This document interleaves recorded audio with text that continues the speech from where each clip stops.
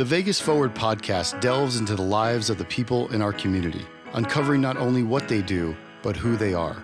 Business may keep our city strong, but it's the individuals that continue to create, innovate, and push Vegas forward. All right, welcome to the Vegas Forward Podcast. Today we've got John Starkey, the Senior Business Advisor at Lee Business School at UNLV. Welcome to the show. Happy to have you here today. Thank you. I'm excited to be here. It's Starkey, not Sharky. Oh, but I get. Edit that. I get Sharky all the time. My students call me that all the time. I'm going to call you Sharkey now. That's okay? fine. Is that fine? Okay, so Starkey, I apologize. No, or Stark. People do that too. Stark. So tell me, Stark. Mm-hmm. So give me a little bit of background about what you currently do at the business school, just high level. Yeah.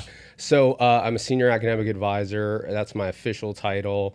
I work with students day in and day out, helping them figure out academic requirements and ultimately the quickest way to get them graduated with whatever degree they want. Beyond that, I also teach part-time. Oh, cool. I supervise a lot of student workers that are mentors for younger college students. So wear a bunch of different hats, but honestly, everybody at UNLV does. Yeah. It's a smaller team, right? Because we did a project for the law school, actually, at Adlava. Oh, yeah. okay. Very nice. Yeah. Just working on wrapping that up. But it does seem like there's smaller teams at the school, correct? Yeah, no, there's a bunch of different units. They're all focused on different things. So you'll hear something like the Lee Business School or the Hotel College, but then you break that down into numerous different units that all serve different purposes. Yeah. Didn't they build a new building? Or is it for the hotel school? That was for the hotel school. They did? So Okay. hotel and business used to share a building. I remember that, yeah. Business is trying to get a new building. Okay. So we are hopeful that in the coming years that's going to come to fruition. But yeah, hotel got a new building a few years ago, and it's phenomenal. Yeah. Phenomenal. Yeah, I haven't been in there. I haven't been stepped on foot in the campus in many years since I went there. So well, we miss you. So if you ever I'll be back. Yeah. If you want to come finish anything, come on. We'll get to that. Yeah. So let's start at the kind of the very beginning of where you grew up, a little bit about your childhood and upbringing. If you have siblings, maybe tell us a little bit about your where you came from. Well, feel free to stop me. Sure. Because I may rant a bit, but I had a pretty wild upbringing. I was raised in West Virginia. Okay. So, I'm somewhat of a country boy at heart. Yeah. And around age 4, my father passed away of diabetes. So then it was just me and my mother and my older sister, who's about 10 years older. Okay. And then when I was 11, my mom actually passed away. Oh, geez. So my sister became my legal guardian at age 11, and she was 21 at the time. And she was still very much, in party phase. Of course, yeah, like all 21-year-olds, right? Yeah, like all 21-year-olds, except she was in and out of trouble a lot because of drugs. Okay. Her whole life. Yeah. So when she became my legal guardian, that caused a lot of traumatic experiences in my childhood because she really wasn't there, and she definitely wasn't fit to be a mother at that time. Yeah. So after she became my legal guardian, I moved in with her for a little bit. And then ultimately we had a falling out. She ended up going to prison. And this has just kind of been the story with her my whole life, off and on. But I was homeless for several years as a teenager. Oh, wow. Ultimately just couch surfing. I worked hard at school to make a lot of friends or to try to be the funny guy. So I would, get the attention maybe I wasn't getting at home. I got heavily involved at church at the time. And I was really trying to figure out, what am I going to do with my life? Who's going to take care of me? Who's going to help me? And even though I was homeless for those few years as a teenager, on the streets, in shelters, and then, couch surfing when I started making a lot of friends in school, I finally just met this guy named Grant around 8th grade, 9th grade. And Grant was like this. I don't know if he was JV or varsity at the time, but he was also in 8th or 9th grade. And he was a basketball player, and I was a nerd. Yeah. And I didn't think we'd be friends at all. Sure. But we actually really hit it off. Yeah. Then he told his family about me, and his family pretty much at that point offered me a place to stay for the rest of high school. Wow. So even though I wasn't, Was the school aware of your situation at all, or? Yeah, no, good question. The school was aware of my situation. I got the most help from teachers in church until I finally found Grant and the Burton family to move in with. Wow. And there were people from church, like the Mariner family, that just went above and beyond for me and still do to this day. But even though like the school and stuff knew that I didn't have parents, that my sister was a drug addict, I remember at one point I was trying to figure out if I should go into the foster care system. And I forget which branch of the government it was, but I don't know if it was like the welfare house or Social Security. I don't know.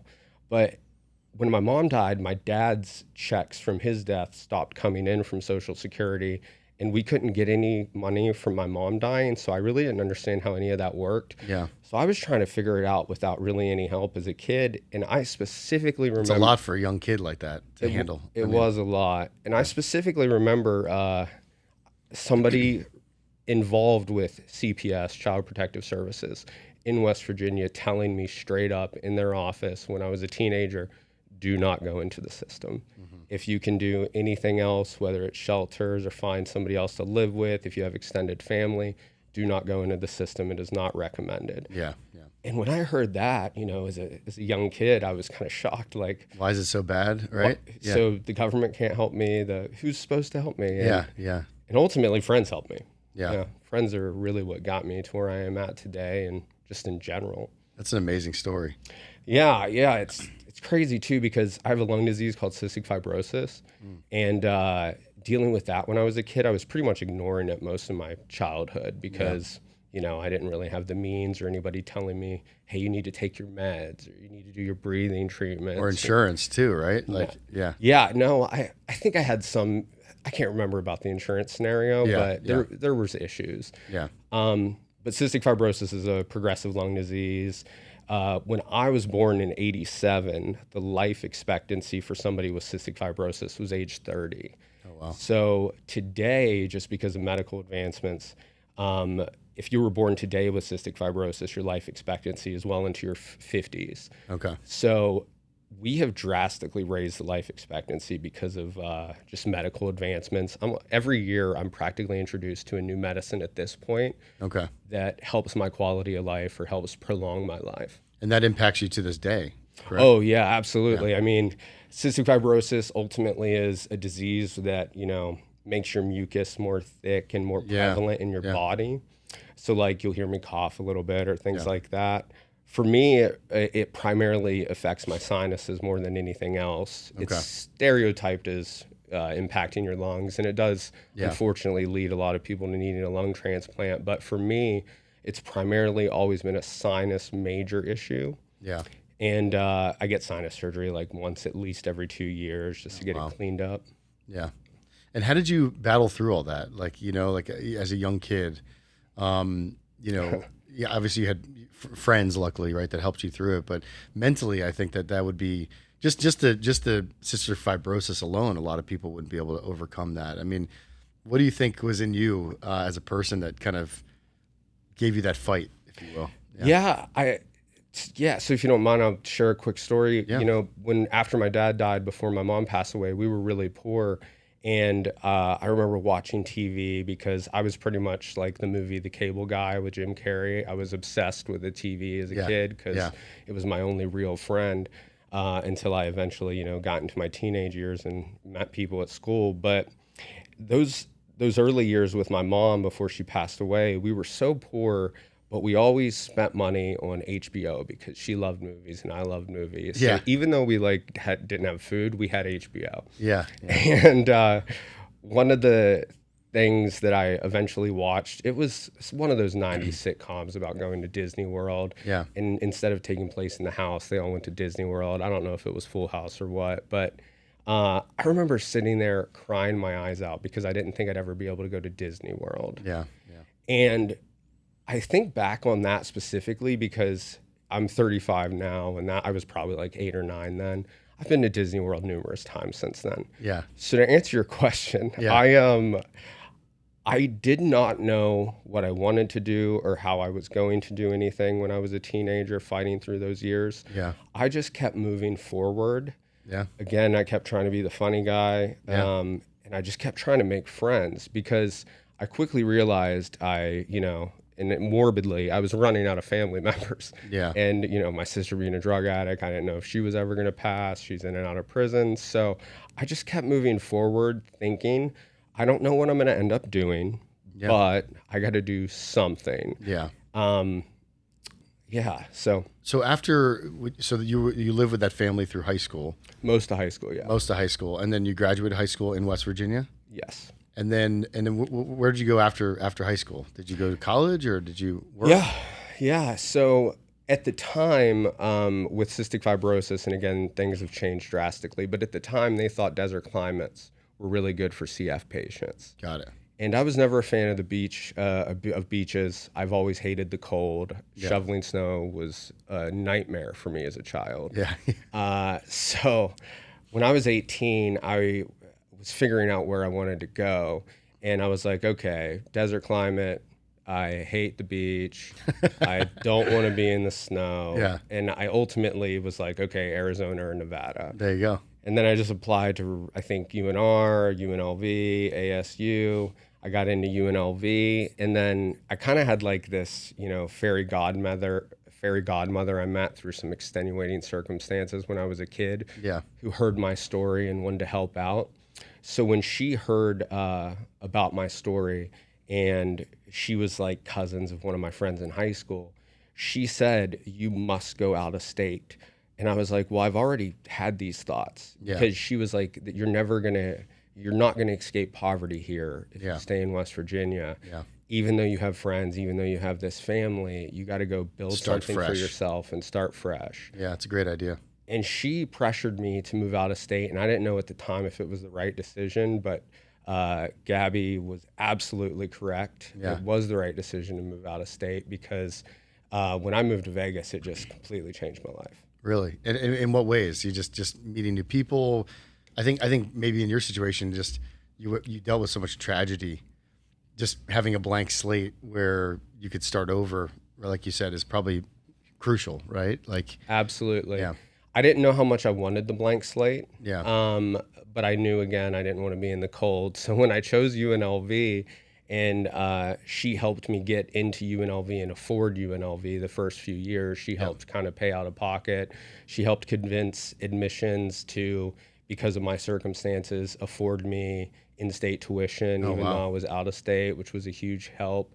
But when I got here, I didn't know anybody. I mean, my first night here was like the week before I started college in 2005. Okay. And I remember walking around. Where did you live? I lived in the dorms those first couple of years. Got it. Okay. Yeah, but that first night I was here, I think I stayed at like the Alexis Park Resort or something. Oh, like yeah. that. I remember. Yeah. I think it's still around, isn't it? I think it is still around. I don't know what it's known as or known for these days. Yeah. But it was pretty okay. And I saw Caw the first night I was here, the Cirque Day, the Cirque show alone. And I just remember thinking, this is an insane experience. I'm alone in Las Vegas. What am I going to do? And then I moved into the dorms, and all the friends that I made from all around the world led me to having, what I feel to be a very successful and, great life.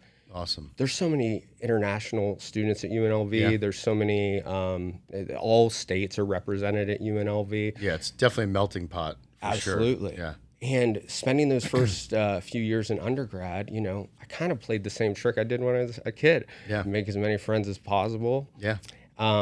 Which I eventually realized was networking. It's true, right? I mean, you've been doing this as a teenager. Yeah, retrospectively, I was like, wait, I've been networking since I was literally 11. Yeah, that's crazy. So what'd you go to school for? I picked business because I thought it sounded legit. Yeah. And I thought it would just be, a solid degree to have to inevitably do whatever I want, which I didn't know at the time. Yeah. But I ended up getting a bachelor's degree in marketing. Okay. But my experience at UNLV and being involved heavily on campus through a variety of different ways, like I was a resident assistant in the dorm for a few years, made a lot of friends that way. I realized I really just liked the college campus, and I really liked, I really do like how diverse our campus is. And I love the fact that I'm constantly around a setting that is unlike any other. There's just so many different people from so many different walks of life. Yeah. I mean, even when I teach a class, like the amount of people in there that look so different from one another is phenomenal. Oh yeah. It's grown a lot, right? I mean, I left before you started, I think, or right around when you started. Yeah. And it was, I mean, it's grown a lot. I mean, they built, like you said, new buildings, renovated, expanded, correct? Yeah. No, we've become a much more legitimate university over the years, reaching, oh God, I'm going to mess up all the titles, but, our statuses has changed over the years to where we're becoming much more legitimate. Yeah. And we're still a young school. I mean, we were created in 1957. So nationally, if you look at colleges, that's still very young. Yeah.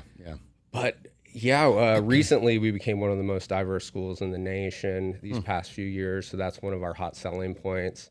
But just being on that campus is exciting. Is it still heavy commuter percentage, or is it? Very much. Is it? Yeah. Yeah, very much a heavy commuter school. Yeah. And if people just, come to campus and leave, they're not really getting a great experience doing that. Yeah.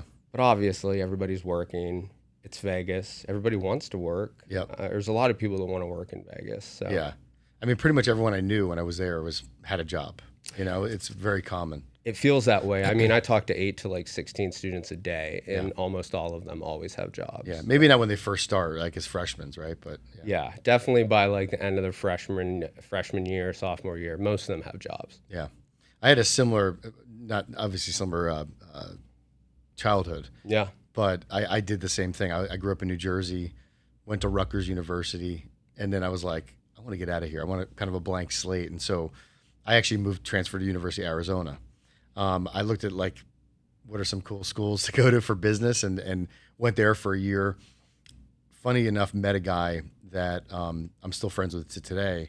Him and I one night were having some drinks, and we were like, let's move to Vegas and transfer to UNLV. And I was like, all right. So I called my mom.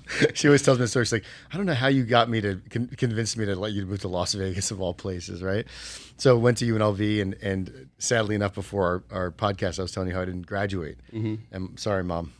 She's still mad at me about that. I had 3 classes to take. So, but yeah, the adventure of and I know what you feel like going somewhere, not knowing anyone, and creating your whole life, right? And legit. It's a wild thing because it's scary, but it's not for everyone, I don't think. But it definitely, at least from my perspective, molded me to who I am. Yeah, it's not for everyone.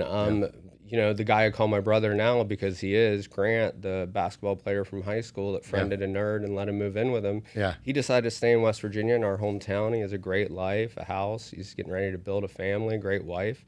But for me, I just needed a completely new experience. And now in retrospect, I didn't realize how much I needed the diversity in my life that is represented on UNLV's campus. Yeah. Because it's helped, change my worldview. And it's just helped me evolve over the years, especially since, I really didn't have anybody telling me anything when I was a kid. Yeah. Which is funny because you're talking about your mom and getting her approval to, Yep, graduate, move to Vegas. Yeah.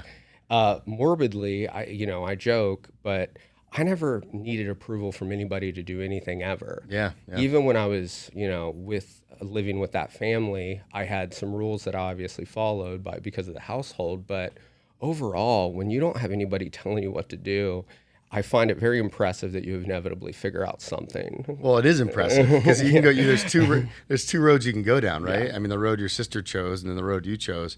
And just battling through that, and especially given the fact with cystic fibrosis, I mean that compounds all the challenges, right, and makes things even harder. So it's really cool. So when you graduated college, did you start working for UNLV right away, or did you work anywhere else before that? Yeah. So when I graduated UNLV in 2010 with my marketing degree, I did what every college student did that's afraid to go into the work world. I went back to school, and I was sitting there going, and this is a legit story. I started applying for jobs, just at rental car places, banks, whatever. Yeah. Low-level business type jobs that any, entry-level jobs for business majors. And when I was applying for those jobs, and I tell all my students this, I had to wear pants and a suit, and you had to look nice. Yeah. And I quickly realized how much I hated how we define professionalism. Corporate, yeah. And I was like, I can't be a suit. I can't be a suit the rest of my life. Yeah. And then I started like thinking, okay, well, if I go back to school, I love campus so much. I think I might just, work at a college because, yes, you don't have to dress up, but also I did love the lifestyle of being on a college campus. So I went right into a master's program. I was like, I'm done applying for jobs. My self-awareness kicked in. I don't want to be in corporate America. I cannot wear suits, legit. I have to do something else. Okay. So the big joke this day is I hate pants. That's the big joke. And I'm wearing jeans right. I'm wearing jeans right now. Oh, good. Okay. But only for the podcast. Otherwise, I'd be in shorts. Oh, really? Sure. Okay. Yeah. Nice. So tell me about applying to UNLV. Like, so you got your master's. Yeah, I got my master's in educational leadership, ultimately just higher education. Got it. It's a degree for people that want to work in the administration of colleges, not necessarily teach, but just go into the system. Admin side. Yeah. Got it. And did you apply right away when you graduated and got the job, or tell me a little bit about that? Well, in 2010, I applied after I figured out I hated pants. I applied for the master's level degree plus like some graduate assistant type jobs. Okay. And I became an academic success coach for this center on campus that helps students with a variety of different things. While you're at school or after? Wow. Okay. Then I did that for 2 years while getting my master's, and immediately following my master's program, I applied to work for my alma mater, Lee Business School. Very cool. As an academic advisor, and thankfully I got that job and have been there ever since. So it's been 10 years since June 2012. So yeah, it's 10 years. And funny enough, you were introduced to me with two of my employees who remember you fondly. Like, he's funny. You're going to get along with him. Your two employees are great. They're former students of mine. One of them actually took my class. Okay. It was fun reconnecting with them this morning and via email. Yeah. And I'm advising. You don't have any dirt on them or anything? We can put... Oh, yeah. I got tons of dirt on Chelsea. I don't know if I have dirt on her. But yeah, I got tons of dirt on Chelsea. But Emily's little brother is now also one of my students. That's got to be crazy, right? As a teacher, or like being in that field, is you see generations of people kind of grow up, right? Being 10 years in, I started noticing a couple years ago when I was like, oh my God. Makes you feel old. I have a brother. I taught your sister 5 years ago. Yeah. I was in class this past semester, and one of my students showed me a video of me from 2012 rapping an Eminem song.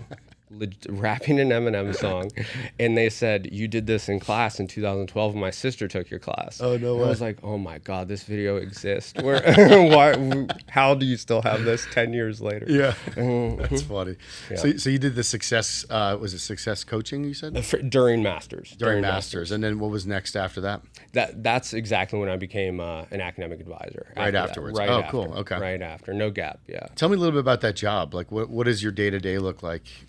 Yeah, so academic advisors, they're a part of the front line at UNLV. Mm-hmm. So they do have a lot of stuff to do. It's much more paperwork than you'd ever imagine because of incoming freshmen and transfer students. There's just a lot of things required to make sure everything's in order for them to be successful. Okay. And what we do day to day is I sit in my office most of the day, and this is especially pre-pandemic. I sit in my office and I meet with students every 30 minutes, talk about their goals, talk about their interest, and ultimately talk about, the quickest way to get them out of UNLV, because my goal as an advisor is to get them graduated as soon as possible. Got it. Sometimes you get students that say, hey, I want to take my time, but I'm always trying to help students figure out the most efficient way to get out of there quickly. Which is great, yeah. Quickly, yeah. And so what is, that's the day-to-day operations, but you help them with finding internships, or is it strictly more just about the curriculum at school and guiding them through that process? It's more so about the curriculum. Excuse me. It's more so about the curriculum and guiding them through that process. But it becomes a bunch of other things as well. Like it evolves depending on how your relationship goes with the student over time. Mm-hmm. So some students will come to you with like crazy things. I had a girl a few months ago cry for like 30 minutes because she was telling me about how her boyfriend cheated on her. Oh, jeez. And I was like, okay, this is not really what I'm here for, but I will be here for you for this topic today. Yeah. But you ultimately just try to help them figure out their goals. Yeah. In addition to helping them graduate. But everybody at UNLV wears tons of hats. So like I supervise student workers. We have peer mentors that help freshmen transition. Yeah. And it's peer-to-peer help. So I supervise a bunch of student workers. We actually have in Lee Business School and the hotel college as well, our own career offices for those specific students, which is separate from advising. Got it. So those career offices usually take a lot of the help or take a lot off of us in regards to career exploration. And that's the nice thing about living in Vegas, right? Because like we were talking about earlier, there's so many opportunities for people when they come to school here for jobs. That was one of the reasons why I left Arizona. Yeah. I looked around in Tucson. I'm like, there's nothing here. It's like literally on the border of Mexico. And so I was like, if I graduate, like there wasn't a place to have a good internship. There wasn't real business opportunities locally. And so, that's one of the reasons why I decided to leave. And I have two young boys. I got a 5-year-old and a 2.5-year-old. And so I always said, like, when they get to that age, when they look for college, definitely find an area like a Boston or, Vegas that has built-in opportunities where the school can help do those internships. And I told my staff too, because a lot of them have started off as interns, and you learn a lot in college, but then when you get real life experience and you can apply the two together, that's where the real value comes in my opinion, right? But like doing internships has been great. I mean, you get your foot in the door, you get to meet people. Like you said, you networked your whole life. That's part of it, right? And it kind of leads to a lot of stuff. Internships are the number one indicator that the student is going to get a good job after college if they've had an internship. Yeah. Notice I didn't say if they graduate. If they have an internship, and especially in this town. I mean, this town is all about networking. Mm-hmm. In the class I teach a freshman level class, so it's usually the people that just came out of high school right into college. Okay. And I'm always telling them throughout the entire semester, you need to network and you need to be doing things outside of class constantly. Yeah. If you were talking to the same people every day about the same things every week, you will never evolve. Yeah. You will never get more opportunities in your life. Yeah. If your Friday looks the same with the same people every Friday for 6 months, you're making a huge mistake. Yeah. You got to be getting out and doing other things. You got to just explore and do tons of different things with different people. Yeah. I also tell my students to date a lot because it's perfect interview experience. Hey, there you go. It really is. Yeah. I mean, those early dates when you're dating, it's like it's perfect for figuring out what you want to say and how you construct your thoughts and thinking about nothing more nerve-wracking, right? Yeah. Should I say this? Should I say that? Yeah. That's cool. So have you met a lot of other business owners in town doing what you do or Oh yeah. Yeah, and I'm sure a lot of the students have gone on to do things, and they reconnect with you a lot, or? Yeah, they do, which is very nice. Anytime a student reaches out that's now doing something else because they've graduated and moved on, that's always very nice to see. But actually, I've met more business owners through a Chamber of Commerce program called Leadership Las Vegas. Okay. I don't know if you're familiar with it, but... No. It's a phenomenal program offered once a year. I think there's also one with the Henderson Chamber of Commerce that's separate. Yeah. But every year they they have a cohort of people that apply to go into this year-long program. Oh. And every month you learn something new and in-depth about Vegas, whether it's hospitality, medical, education. It's pretty rigorous too, right? Very rigorous. Yeah, so a good friend of mine, Dusty, he was actually on the podcast. He's the CEO of .Vegas, the domain extension. He was part of that. Yeah. Yeah, so once you started explaining, I remember he said in like court cases, I think, even legal. There was legal stuff involved. I played the role of a judge in an actual courtroom in the judge chair. Yeah.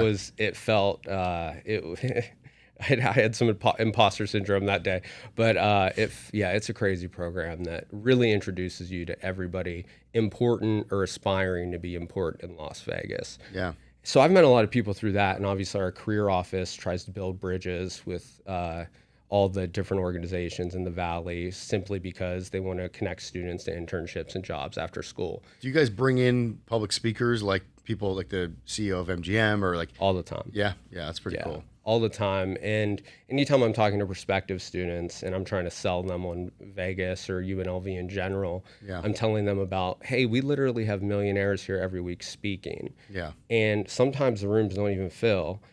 So what are you doing outside of your classroom experience? What are you doing? Yeah, I mean, are you at work? That's fine. If you're working, that's fine because you're building your resume. You're trying to get some responsibility added to your resume to show that you can be responsible and accountable in life. And we have all these speakers that come to campus, one, because, you know, people do love giving back, especially when they reach that kind of height of success. Sure. And they typically do it by visiting college campuses or K through 12 and talking to students. And it's always somewhat embarrassing when you can't fill a room for a millionaire trying to tell you how to be successful. So I'm always telling students, like, get out there and talk to somebody. And if you go and don't talk to anybody, you made a mistake. Yeah. Go and talk to somebody there. That's pretty cool. Yeah. And what is UNLV doing as a education or university to connect more, to grow with the city? Is there anything that they're doing currently besides construction on property, in our local area? Is there anything like that going on? Or? Yeah, I mean, my first thought is when I started there in 2005, when you went across the street, across Maryland Parkway, it was a completely different place. It felt very dangerous back then. Now UNLV owns a lot of the other side of the street on Maryland Parkway. Oh, does it? Okay. Yeah, and we've started making it just a lot nicer in regards to aesthetics and businesses. But beyond that, I mean, UNLV, and I can't speak to everything because there's so many, there's thousands of people that work there, and they're all doing amazing things. Yeah. But we're working hard to establish even stronger and stronger relationships with Las Vegas. Yeah. There's a shift in education, at least I feel, where obviously the teaching and the faculty are extremely important because you're trying to help students learn. Beyond that, we know now that for the majority of jobs, you need a degree. Yeah. So we are trying to help you get a degree, but beyond that, we're putting a lot more focus on career because we really need you to be able to get a job with your degree. Yeah, yeah. And it's not always as easy as just having the degree. Especially nowadays. Nowadays it's not. Yeah. Yeah, nowadays it's not. So that's why we work hard to really build more relationships with, all the different organizations around. Yeah, and that's why I love the internship concept because, I mean, paid or unpaid, I don't think it matters, in my opinion, because I think a lot of younger people, me included, you come out and you're like, I'm going to make all this money, right out of school. And I think it's, from what I've seen from other people I've had on the podcast, my own, upbringing and experiences and people that have been on our staff is like, throw yourself out there, learn new things. If your boss or the owner is like, try this, do it, because the more you learn, the more you're like a sponge. That leads to other things later. It doesn't mean you're going to be at that same location forever, but it'll spring up new opportunities. Because, like you said, you never know who you're going to meet, and getting yourself out there, meeting new people, interacting, building relationships, and then leveraging those relationships later is kind of a great way to catapult. I mean, are there other things that you'd recommend high schoolers or kids that are in college right now to do that they're not doing, other than things you mentioned? The pandemic ruined a generation. Yeah. And I say that jokingly, but it's much more difficult, I've noticed, especially with those younger students that spent most of high school online. Yeah. It's really difficult to get them to come out of their shell. You see that? You see it a lot? I've seen that in the past year. Yeah. I'm hoping it'll evolve and change just based on the fact that, things have changed worldwide. But the advice is really just you need to do more than what you're doing. Yeah. So many students kind of rest on their laurels and, they get that great job when they turn 21. They get an $80,000 bartending job or cocktail waitress job or whatever. And we often lose a lot of students when they turn 21 to the strip. Yeah. Because, like you maybe, because of the hours they're working, because of the money they're making. Yeah. And then, unfortunately, I do see a lot of them come back in their 30s because they didn't finish their degree and their back hurts now, or they don't want to be on their feet anymore, and they want to be in an office, or they want a job with better insurance. Something different. Yeah. But the advice still remains the same. I want students to definitely talk to people more and more and more, and a variety of different people. Yeah. I'm always the one in group projects making everybody, I don't let them choose their own groups. I intentionally, scope Mix out. it up. Yeah. Because I want them to be with a variety of diversity within their groups. Yeah. Because you see them often go back to their, safe space and talking to the people that look exactly like them. Sure. Yeah.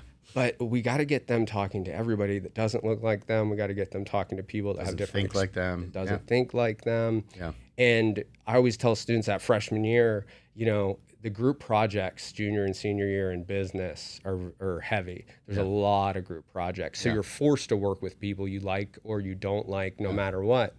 And you have to figure out how to make it work even if you don't like them. Yeah. And by the way, when you get a job, are you going to love everybody you work with?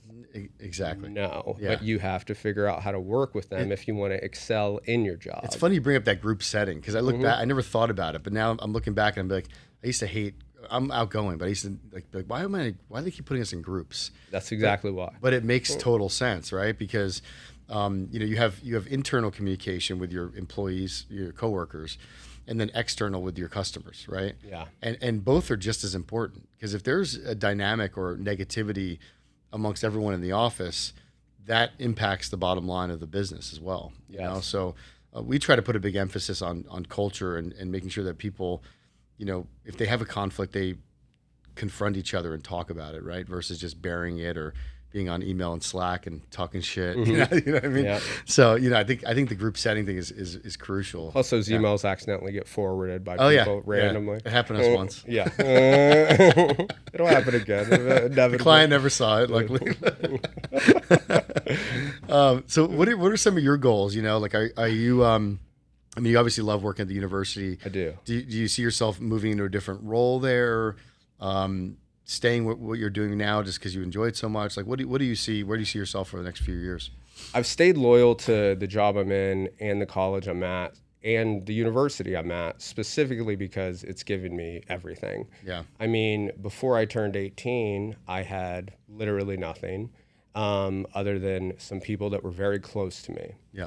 Then I turned 18. I started a life at UNLV. Technically been working at UNLV since 2005 because I was a student worker. Yeah. So I've technically been working there 16 years or right around there. And the reason I stay loyal, especially to my college and my current job, is because it's giving me the ability to do a lot of other things within the school. So I get to explore things I'm interested, like helping non-traditional students, now the research is more so shifting towards addressing them as adult learners as opposed to non-traditional students. But adult learners are students that return to school after several years of a gap for a variety of reasons. Yeah.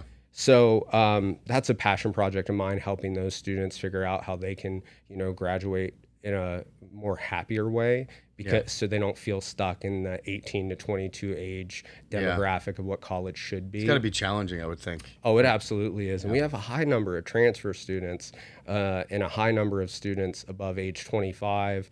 We have a extremely high number of first generation students where their parents didn't go to college or had very little college. Yeah. So there's all these different pockets in which you can, in your spare time, you can help try to create programs, form committees to try to address in innovative ways how to help specific student populations. Yeah. And I get to wear shorts to work sometimes. So I can't and working in higher education is pretty cush. The money may not be as great, obviously, because it's education, and we all know how pay in education is stereotyped, but the flexibility is great. Yeah. For example, I get 2 sick days per month. Yeah. And those build and build and build, and I have a lung disease, and beyond that, they're flexible. We have so many personal days. We get comp days. We have to work in orientation on the weekend, whatever. Yeah, that's great. So the flexibility is kind of matched what my self-awareness and my self-determined I needed. Yeah. Now, in the future, I'm not sure what I'm going to do. I've entertained going into corporate America, especially after Leadership Las Vegas. Yeah.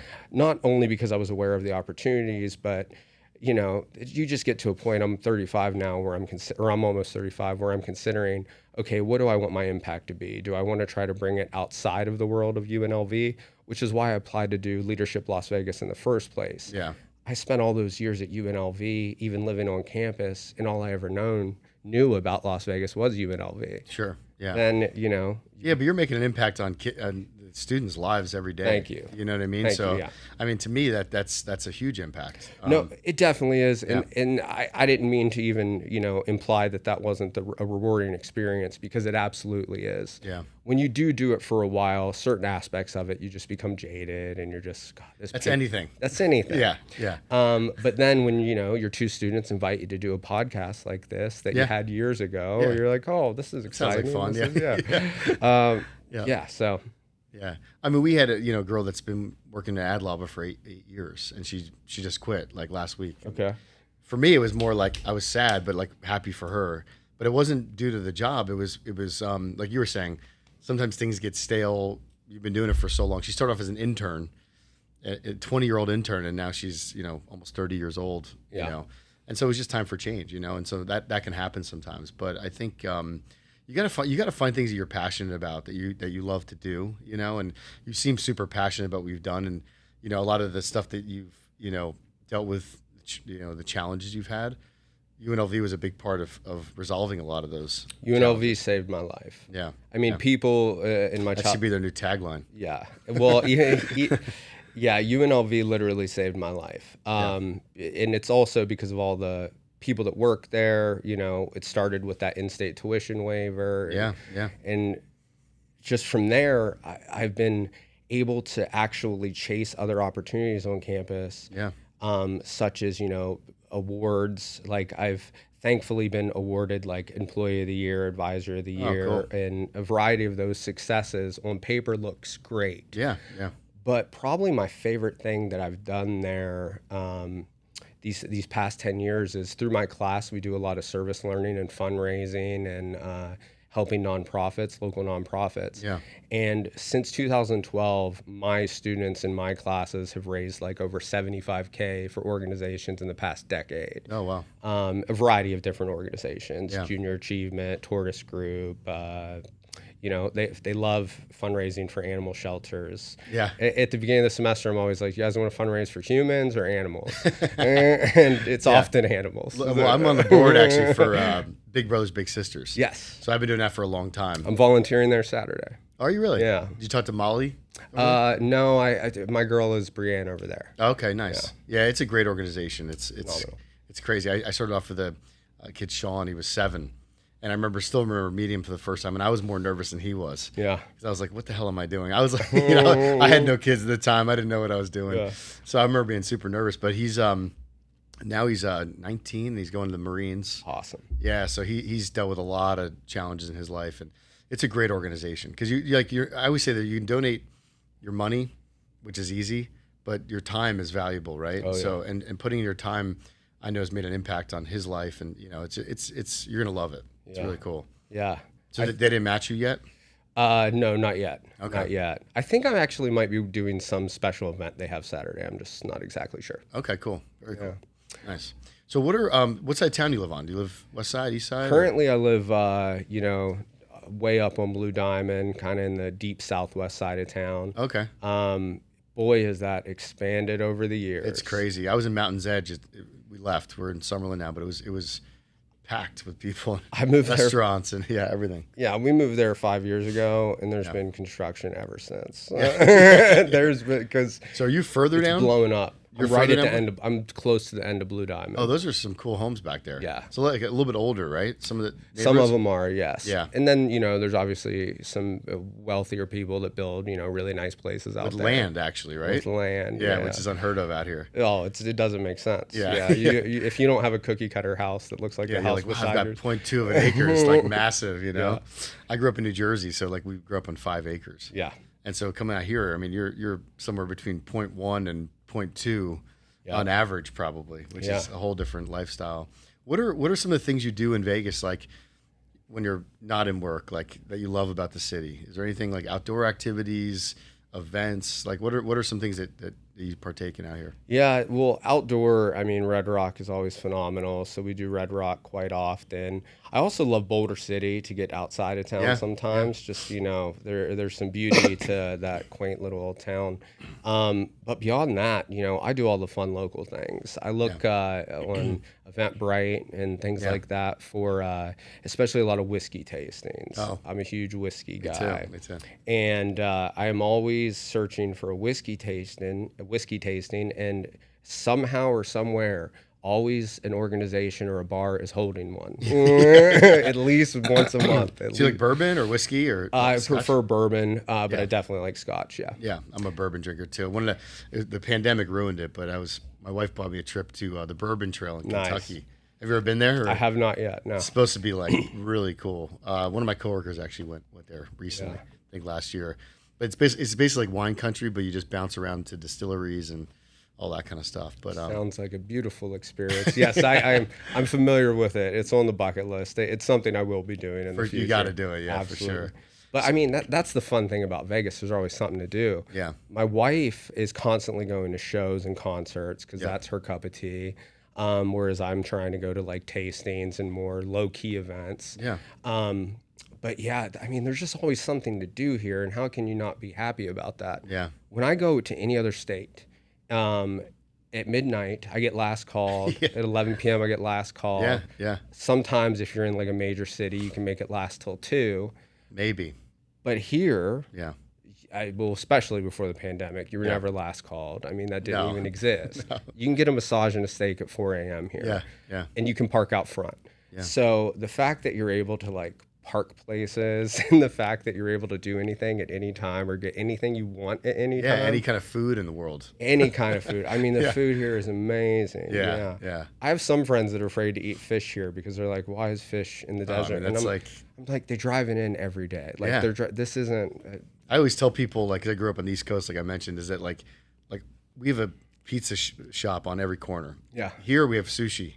Like, right? Like every single block has like a sushi bar and all you can eat sushi. Yeah, it's funny bringing up people from out of town to all you can eat sushi because they're like, what do I do? I'm like, just order whatever you want. When I bring people from West Virginia to all you can eat sushi, it is as much of a cultural experience as visiting, the nicest casino on the strip. Yeah. They're like, what? This is insane. Yeah. Because nothing like that exists in small towns, obviously. My wife is from North Carolina, Asheboro. It's a real small town. So we took her father, who's born and raised his whole life. He's 70-something years old now, in North Carolina, right? So he's a country boy. We take him to an all-you-can-eat sushi place, and he's like, I don't understand the menu. And I'm like, that's because you have it upside down. You actually can't read it when it's upside down. That's a real story. That's a real story, yeah. But, Vegas is, I'm sure you talk about a lot to your students, but it is a melting pot off the strip. I mean, I remember when I first moved here in 2002, it was just casinos. There was very little business, very little activity. That's changed. And that's changed dramatically. And now we've got sports teams and UNLV football. I expect to get better because they're playing at the Raiders Stadium, Allegiant now, which should facility-wise help them out quite a bit. Oh, yeah. And so, but there's, you see a lot of big buildings, industrial buildings, manufacturing, there's stuff coming here now that was never here before. So and an advice I give to a lot of people, especially when they're trying to find a job or something unique that they didn't know existed, because plain and simple, you don't know what jobs exist in a college setting when you're that young.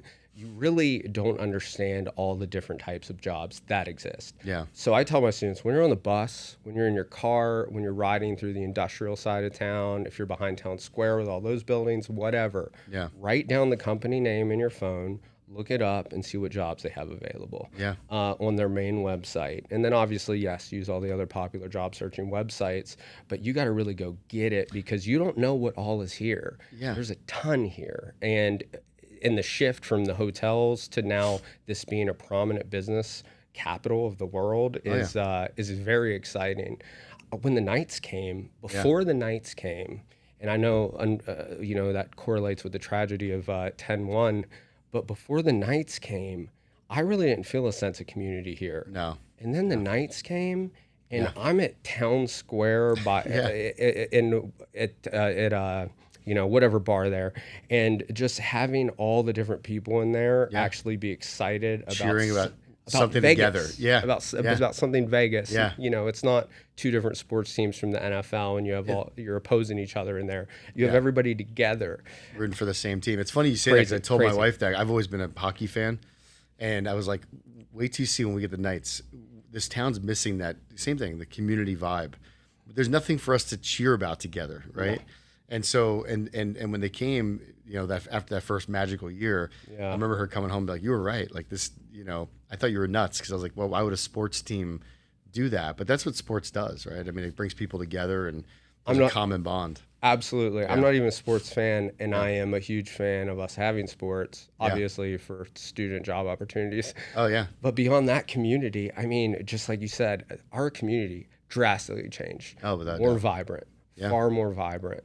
And I even wear Knight stuff, and I don't watch hockey, but I wear Knight stuff because I want to be a part of the the community of where I live and love. Are the sports teams involved at all with UNLV? Like, I know obviously that the football team is now going to be playing at the same stadium, but is there any contribution from the Knights or from the Raiders or anything like that? There definitely is. I just can't speak to all the details because I'm not really in the know regarding all that. Yeah. But there is. Yeah. And there's definitely things in the works as well. We've started creating new certificates related to sports management. Oh, cool. Sports finance and things of that nature, because we know that those jobs are going to be popping up and continuing to pop up for our students. Yeah.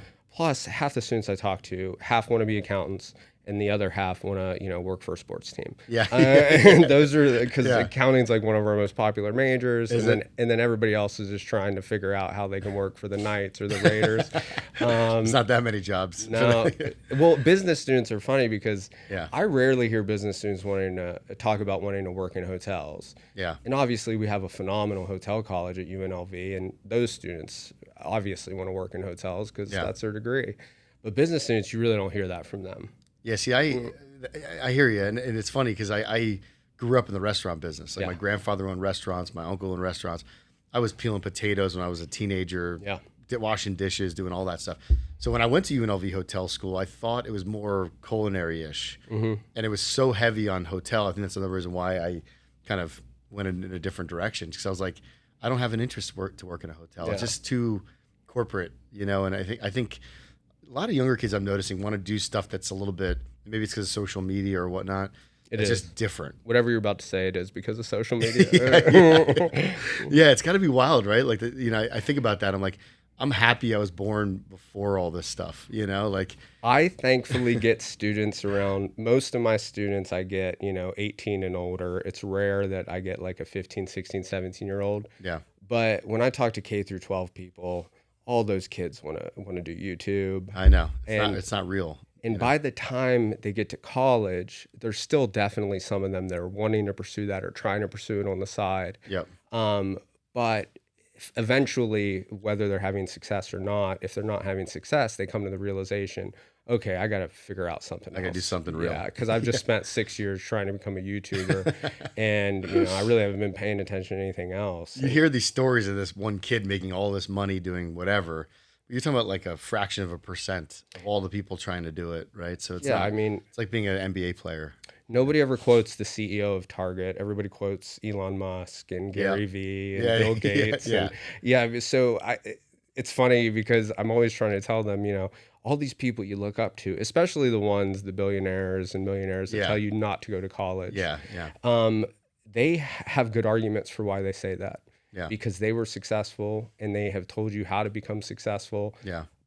But in order to be successful without a college degree, you either definitely have to know somebody or you have to have a lot of grit and a lot of persistence and a hell of a work ethic. Yeah. So it is possible. Yeah. It absolutely is possible. Yeah.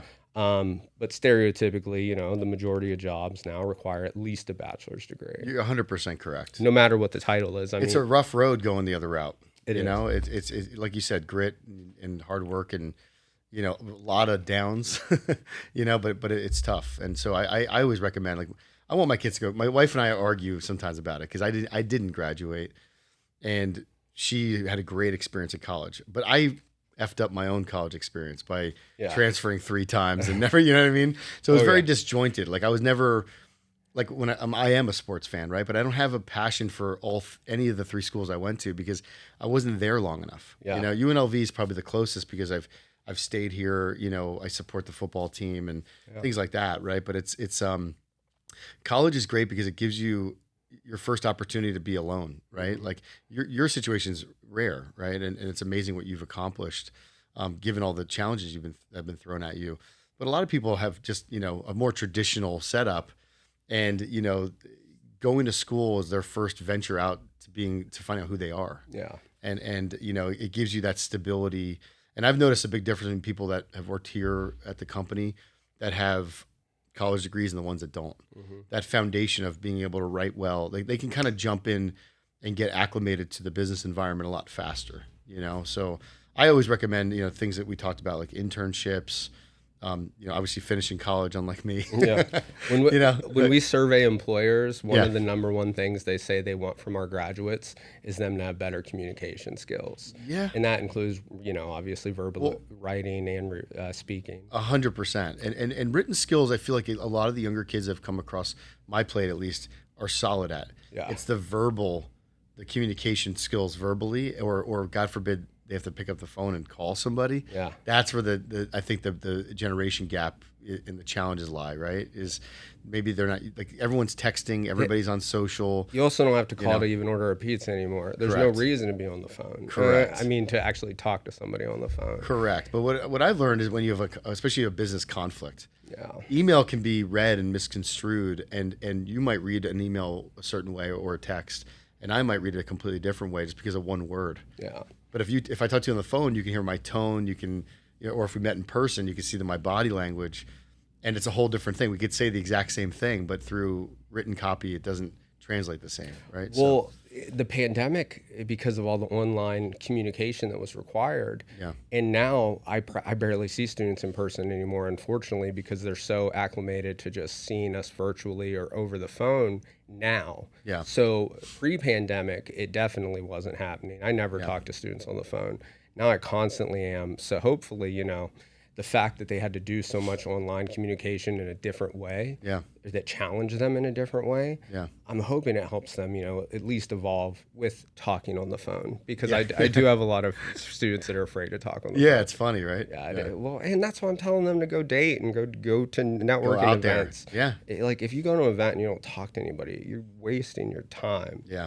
You were talking about your wife. My wife actually graduated from UNLV a couple of years ago. Okay. She came back after she got her associates in Minnesota in her 20s, and recently she just turned 40. So she finished it, and she came back because of me. I was encouraging her to finish her degree as an adult learner. Yeah. And she finally finished her degree fully online at UNLV. And we just had such a great time. I was so excited because seeing her in her late 30s get her degree, it made her feel very proud, even though she was already accomplished in her career. Sure, yeah. So that was just something I wanted to bring up. And I've always thought about going back and just doing it, you know, just mainly to make my mom happy. Yeah. It'd probably be worth it for that reason. You'll have to look me up when you go back. Yeah. Like, oh, this guy's screwed. He's going to start over. It's been a long time. So, so a couple last questions. You know, last thing kind of about the city, like where do you see the city going next 5-10 years? Anything, you know, new or exciting, or something you're excited about with Las Vegas in general? The fact that we have a med school now is literally going to lead to a better medical system in Las Vegas. Yeah. And I would say personally, because, you know, I have CF, my wife actually has CF too. The fact that I know that we're going in a better route to develop a system where you don't have to get an MRI at 10 p.m. The last time I needed an MRI, I could only get it at like 10 p.m., which is insane. I couldn't even believe they were offering MRIs at 10 p.m. Yeah. But I do see that system getting better. I see education becoming more and more important, or at least prevalent in the community, to where we have a better collaboration with the city and the college. For a long time, the hotel college, you know, obviously because of their ranking and their status, they, you know, kind of run the game in community, in community engagement because of all the hotels. Yeah. But now with all these businesses, everybody else, it's changed drastically. So the business school is having a more prevalent role in helping these businesses figure out, you know, economic projections, and just a variety of other things. But I am excited with where Vegas is going. The housing market scares me. Yeah, there's things like that. Right? Yeah. But just the fact that we're getting all these sports teams and we're feeling more like a community is unreal, because earlier it did not feel like a community. No, it didn't. It definitely changed over the last 5 years or so. We felt separated so much. Yeah. So my last question. Yeah. Who do you like better, Emily as a student or Chelsea? Oh, that's a rough question. Or I'll let you change the question. And you can give me a good story about either one of them if you have one. I do know Chelsea better than Emily, because Chelsea was in my class, and we've maintained a friendship since. Trying to embarrass them a little bit. Yeah, of course. I have a project in my class where you have to, it's like a mock business. You run a mock business, and I think Chelsea was either the president or vice president. Okay. And something along the lines happened where I want it to feel real, even though it's fake, because I want them to go through the motions. Yeah. And I asked Chelsea, hey, you have to fire one of your employees, which was another student in my class. Yeah. Doesn't mean the student got an F, doesn't mean, and all the students were aware that somebody was going to get fired. And I remember making Chelsea fire that student, and she was not very happy about it. I couldn't picture Chelsea firing someone. Yeah. Well, she was 18 out of high school. She had no idea. How did she do it? Do you remember? I didn't make her do it in front of me. Oh, okay. Yeah, so I made her do it somewhere else. Nice. And then, I just remember Emily being on top of everything. Yeah. She was just on top of everything regarding all her requirements, emails. Her emails were extremely professional. Yeah. Chelsea's were more like text, but two very phenomenal students. Yeah. Awesome, man. Well, I really appreciate you coming down here, and learned a lot. Anything you want to plug on UNLV, anywhere people can find you or the school? Or No, I mean, UNLV.edu. Right? No, I was just thankful to have this opportunity to talk about UNLV and Vegas and the business school. And this was exciting. So thank you. Thanks, John. Appreciate it. Yeah, absolutely. Talk to you soon. You as well.